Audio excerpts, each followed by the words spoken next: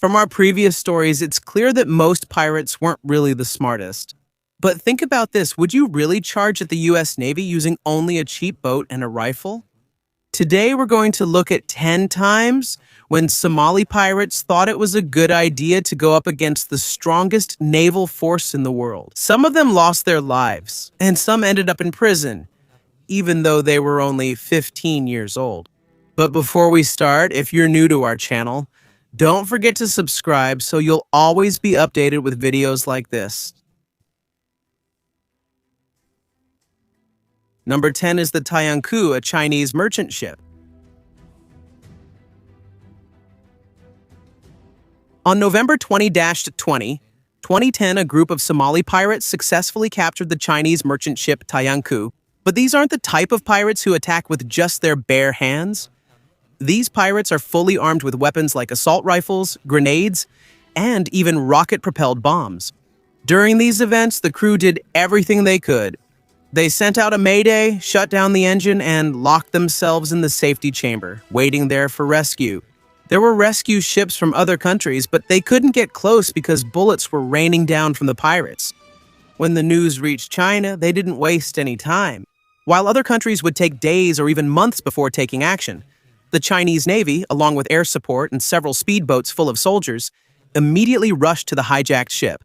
As the Chinese approached, they didn't hesitate at all. The soldiers immediately boarded, and that's when the real operation began. They swept through the ship room by room, carefully checking every narrow space. They were armed with M4A1 rifles, while a sniper was also positioned on the naval ship. And before long, they had control of the ship. They rescued the crew, but there was a bit of disappointment. The pirates had already escaped. They immediately left on a speedboat when they heard the roar of a helicopter and saw the Navy closing in. The pirates left the ship with bullet holes, RPG fragments, and all sorts of melee weapons they used. And the medical team still had to disinfect the inside of the ship before the crew's fear subsided. And after the operation, my uncle continued his voyage safely and unharmed. And in fact, this is how a country should act when their ship is attacked. And why waste months if you can finish it in just a few hours? Number 9, USS Nicholas under attack.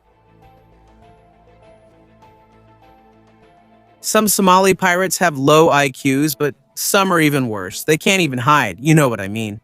On April 1, 2010, there was a small speedboat carrying a group of pirates.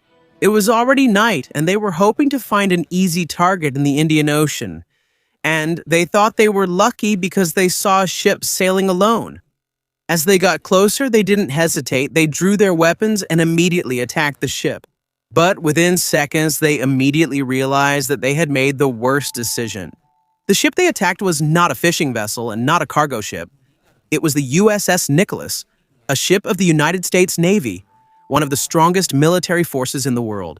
We don't know who was more surprised. Was it the pirates when they found out they had attacked the Navy, or the U.S. Navy soldiers who were suddenly fired upon by a small boat that seemed to have no fear of death? But one thing is certain, one side laughed and the other had their boat destroyed. After they blew up the speedboat, the Navy personnel quickly swept the area. They immediately detained 3 pirates, and after just a few minutes, they found 2 more on their mothership. According to maritime expert Doug Burnett, the 5 should face piracy charges in the United States itself. And if you were asked what should be done to the 5 pirates, let us know in the comments, and it's up to you if you want to be harsh. But that's your opinion. Number 8, Operation Atalanta. On March 29, 2009, 7 Somali pirates attacked the German Navy tanker Spessart. And as was their usual bad luck, they picked the wrong ship. This tanker was part of Operation Atalanta, an international mission launched in December 2008 to protect ships passing through the route off Somalia. From December 2008 to April 2009, the Indian Ocean was being patrolled by the Dutch, Spanish, Greek, and U.S. navies. And that means the pirates chose the worst timing and the worst target. There were 40 crew members on the ship plus 12 security personnel, and when the pirates approached, they immediately fired and tried to board the tanker. But the ship's security team fired back, making the pirates think twice. However, they still continued with their attempted hijacking. Upon hearing the mayday, the Greek Navy vessel HS Pizarra quickly rushed in, along with air support from a Spanish helicopter. When they arrived, the pirates noticed them, and that's when the chase began. But it didn't last long, and after just a few hours, the German Navy frigate FGS Redland Fries arrived and stopped the pirates.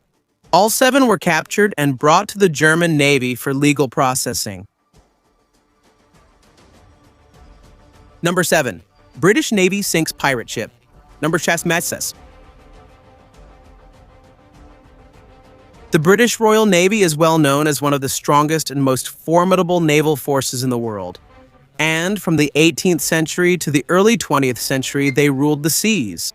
And in 2010, a group of Somali pirates found out why, and in the hardest way possible. A Spanish patrol aircraft spotted 2 suspicious boats in the Gulf of Aden, and they immediately reported it to the British Navy.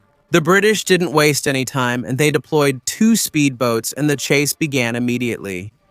The pirates tried to escape using their welded boat, but they were no match for the speed and skill of the British soldiers. When they saw they had no hope left, they turned off the engine, stood up, raised their hands, and surrendered. When the Navy arrived, they were met with all sorts of weapons, such as grappling hooks, rocket-propelled grenades, machine guns, bullets, and gasoline. And remember, the ship that chased them was HMS Portland. After capturing the 10 pirates, the British Navy even blew up one of their boats. But even though the 10 pirates were caught, they were released shortly after for the most annoying reason. They said there wasn't enough evidence. Isn't it enough evidence when you see a grappling hook, machine gun, RPG, and all sorts of explosives on their boat? Number 6. Rescue of Sensua 4. On December 17, 2008, a fishing vessel owned by China, used for communications construction, was hijacked by 9 Somali pirates while on its way back to Shanghai. They were carrying heavy weapons such as rocket launchers, heavy machine guns, and other war equipment. When the crew looked out and saw the pirates approaching, they immediately sent out a mayday.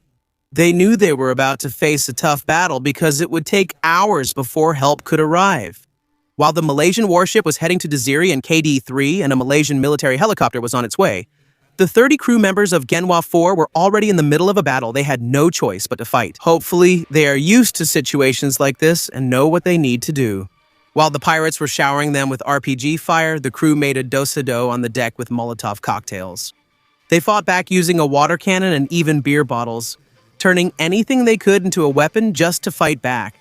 The exchange of gunfire and tactical maneuvers lasted a long time, but a few hours after the chaos began, the Malaysian military arrived. They immediately opened fire on the pirates, who had no choice but to run and save themselves by retreating quickly. In the end, even though the pirates were heavily armed, they were defeated. None of the crew were harmed. The entire ship was saved. A very clean victory for Genwa 4. Number 5. Operation Down 8 MB Bunga Laurel. Operation Dawn 8 was a military rescue mission carried out by the Royal Malaysian Navy against Somali pirates in the Indian Ocean on January 20, 2011.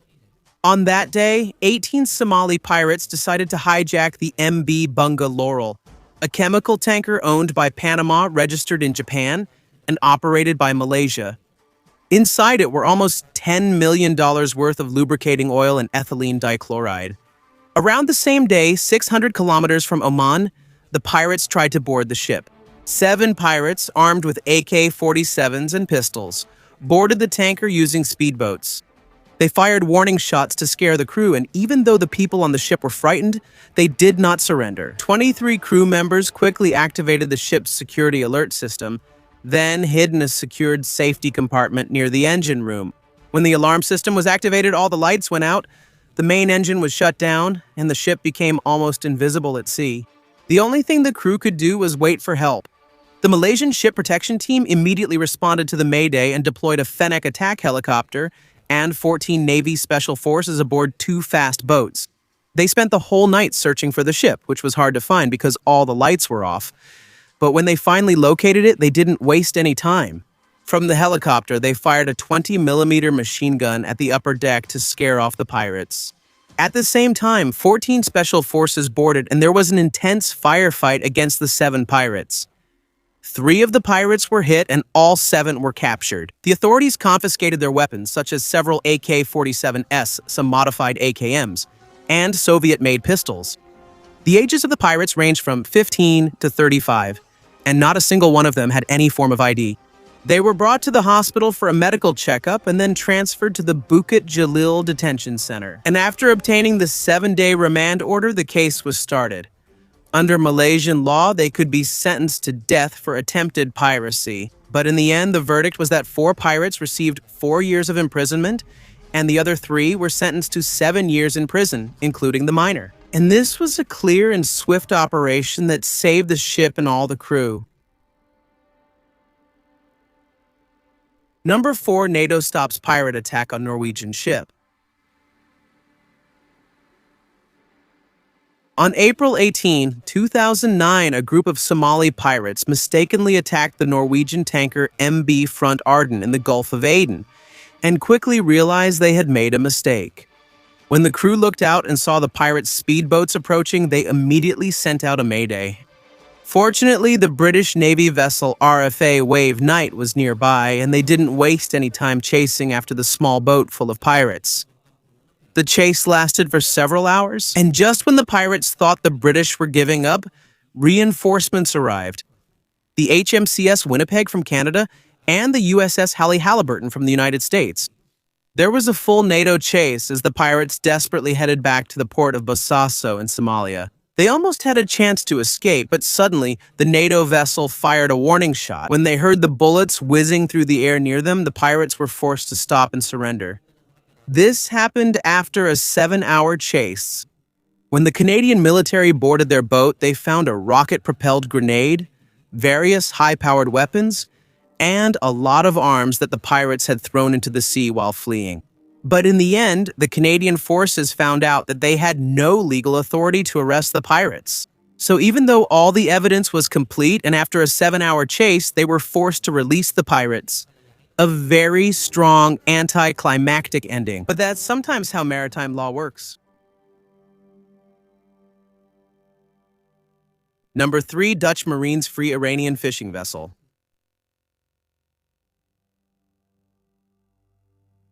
In April 2011-18, Somali pirates tried to seize an Iranian fishing boat near the coast of Somalia, not knowing it would lead to a brutal encounter. As the pirates approached, the fishermen immediately noticed them and sent out a mayday. But even though people in the area were used to waiting a long time for help to arrive, everyone was surprised at how fast the response was. The Dutch Navy ship HMS Strom arrived immediately and without hesitation. They launched 2 rigged inflatable speedboats to intercept the pirates. But the Somali pirates were determined to seize the ship, and they were the ones who attacked the approaching Dutch boat first, and that was a big mistake. The Dutch Marines launched a counterattack, and this is where the intense firefight between the pirates and the soldiers began. In the midst of the chaos, the Dutch Marines regained control of the fishing vessel and captured 6 pirates. Meanwhile, 10 others tried to escape using a speedboat, but they were also chased down and arrested. Unfortunately, not all of the 18 pirates survived to face justice. 2 were killed in the crossfire. According to Marloes Beezer of the Dutch Defense Ministry, they couldn't bring the bodies of the 2 dead pirates inside the ship because of the extreme heat, so they temporarily left them in the water while helping the other captives. Upon reaching land, the injured pirates were immediately given medical treatment, but at that point it was still unclear where or how they would be tried. Number 2, Ares 13. On March 13, 2017, a group of Somali pirates successfully hijacked a chemical tanker registered in Chorus. This was the very first successful hijacking of a large commercial vessel since 2012. The pirates used 2 speedboats to approach the Ares 13 and quickly took over the ship. Although the crew managed to send a mayday, the pirates were able to disable the ship's tracking system, anchor it in the middle of the sea, and stay there for 3 days. On March 16, there was an intense exchange between the pirates and the Puntlac-Puntlad Maritime Police Force, following lengthy negotiations with the local gang elders and the pirates. You might assume they demanded a large ransom, which was the plan, but they ultimately refused to accept it because they found out that the Ares 13 was chartered by a Somali businessman. And it wasn't because the pirates were patriotic, but because a deal had been made with a powerful businessman in Somalia. Eventually, it was discovered that the Ares 13 did not follow the industry's best management practices. One of the most important rules, which is to avoid traveling close to the shore and moving slowly, because this makes the ship more vulnerable to hijacking. This is a clear example of how pirates succeed when there is a combination of a ship's weakness and a well-executed plan on their side. Number 1. SS Irene. Even though this happened in 1927, this incident is still one of the most unusual pirate attacks in history, not only because the ship was hijacked by pirates, but also because of the way the British Navy resolved the situation. The ship SS Irene, owned by the China Merchant Steam Navigation Company, was hijacked by pirates on October 19, 1927. The Royal Navy immediately deployed anti-piracy forces, and this was no ordinary ship because 2 submarines from the Hong Kong fleet were sent. After a difficult search, the submarine found the ship the day after it was hijacked. A crew member of the submarine spotted 18 pirates armed with automatic pistols. And since it was still early, the L4 submarine surfaced with 1 crew member on the 102mm deck gun and another on the searchlight. Lieutenant Hallahan knew that torpedoes couldn't be used for the recapture, so he prepared the deck gun. They first fired a blank warning shot, but the pirates ignored it. Because of this, they fired a live round which pierced the ship and killed a pirate on the deck. The pirates still didn't surrender and continued sailing toward the shore, which made Hallahan even angrier. The exchange of fire with the deck gun continued while the L5 submarine prepared its position to join in. They noticed that the Irene was already lowering a lifeboat, so the submarines prepared their own rescue boats, with 1 officer and 1 sailor assigned to each boat to board the ship. The pirates on the ship were ready to attack. They waited for the British to come closer before launching their attack from their hiding spots. But even when the attack began, they didn't kill anyone. The only one who was hurt was Lieutenant Hallahan, who was being careful to save everyone's lives. And to continue the operation, the submarine circled around and attacked again using their deck gun. And after a few more shots hit a flammable cargo on the Irene, the ship exploded, lighting up the entire sea. Fortunately, most of the 258 passengers of the Irene were rescued, but 14 of them were never seen again. The survivors were brought to the submarine and safely taken to shore. The British were also helped to put out the fire, but because so much water was poured in, the Irene sank the next day. During the rescue, the Hong Kong police noticed that some pirates tried to hide among the hostages, and 7 of them were captured by the L5 submarine. And in the end, 17 Chinese pirates were convicted of piracy and executed in Hong Kong. The owner of the Irene tried to sue Lieutenant Hallahan, but he won the case because a naval commander has the authority to attack or burn a ship controlled by pirates. The Irene remained partly underwater, but eventually it was salvaged and returned to service. And this is another reason why you shouldn't mess with the British Navy. They've controlled the seas for centuries and they know what they're doing. And although piracy has decreased in modern times, incidents like this still happen, especially in Somalia due to the lack of a central government. These are just some of the 10 Somali pirates who picked the wrong enemy. If you enjoyed the video, hit the like button and subscribe to our channel so you'll always be updated on our upcoming videos.